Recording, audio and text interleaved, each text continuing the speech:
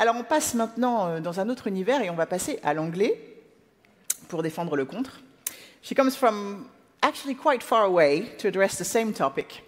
And she has traveled through several time zones to be with us tonight. And she will speak in English, as I was saying, but she could be speaking in Japanese, so you're actually lucky that she's going to speak in English. And I am calling now, please help me welcome, Sanae Yonemichi from Sanofi, who has come all the way from Tokyo.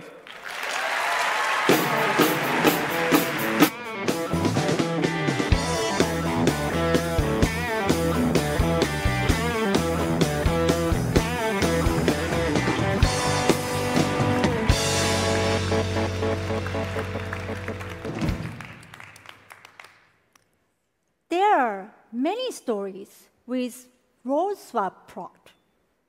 In such a plot, two characters, such as mother and daughter, boy or girl, or hero or villain, briefly switch their role. But can you recall that such story ends with two characters swap their role forever? No. They usually realize they prefer their own role and switch back to their original life. Why? Well, here are my 3 top reasons why we should not swap the role. First of all, we all have a certain social role to play, and each social role plays expected behaviors called norms. Human beings need norms to guide and direct their behavior, to provide order and predictability in social relationships, to understand each other's action. We do not want people to behave randomly, but to behave in a certain way, to understand each other's action. Having said, I recently wished to swap a role. When I was writing this speech in the evening after the work, I desired to be a cat who is sleeping peacefully next to me. She looked good, lazily curled on a cozy sofa. But can you imagine me sleeping all day on the sofa while cat working in Sanofi and doing a project management for me? I don't think my coworkers will like that. I have a role to play in the society and job that I love and expectation from others, especially from my boss sitting over here. That's the one reason that we should not swap the role. And second reason is simply swapping role is challenging. It is quite uncomfortable to fit yourself into someone else's shoes. A good example is a famous tale, The Prince and the Pauper. 2 boys. One name is Edward, the Prince of England, and other is Tom, unloved son of chief and beggar. One day they met, and they were fascinated by other's life. Tom for the luxury and cleanness that Prince Edward has, and for Edward, the freedom that Tom has. One afternoon, they traded their clothes, and as a result, they traded their life too. At first, they enjoyed the soft role, but they increasingly became apprehensive. For Tom, life in the palace was too strict.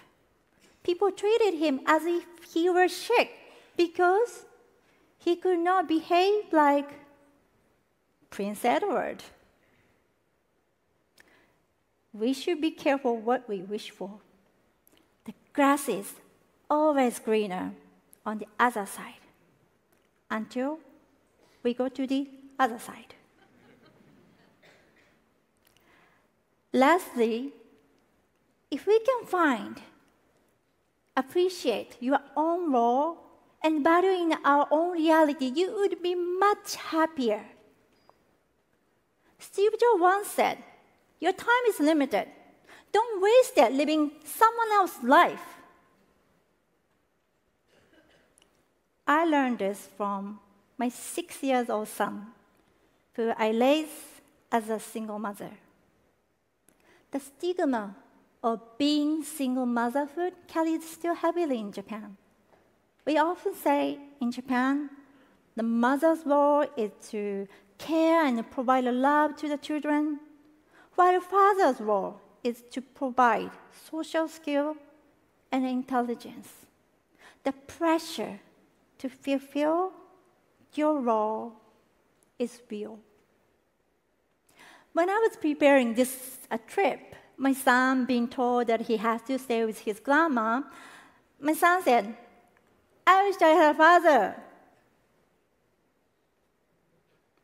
But he continued, "Well, maybe not. I just need 2 of you, 2 moms, who deliver speech in Paris and one who stays home with me."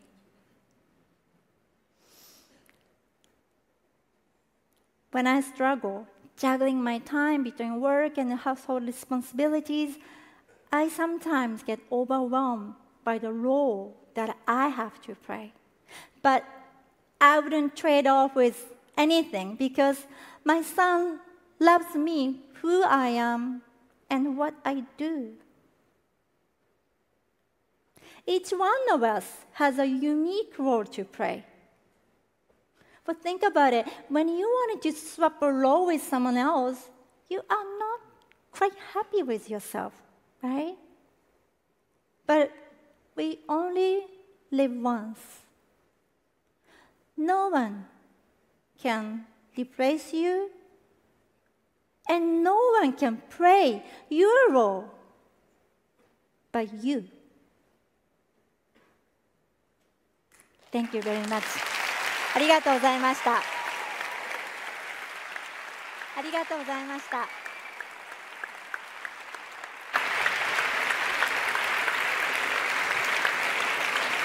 Sanae Yonemichi from Sanofi. Bon, elle est partie, j'allais lui sortir le peu de japonais que je connais, c'est-à-dire arigato gozaimashita. Mais tant pis, c'est vous qui en profitez à sa place. Mais c'est quand même assez incroyable, tout droit qui vient du Japon, pour participer à ce concours d'éloquence, c'est dire que l'éloquence, finalement, ça traverse toutes les frontières, que la force des mots, le poids des mots, c'est important partout.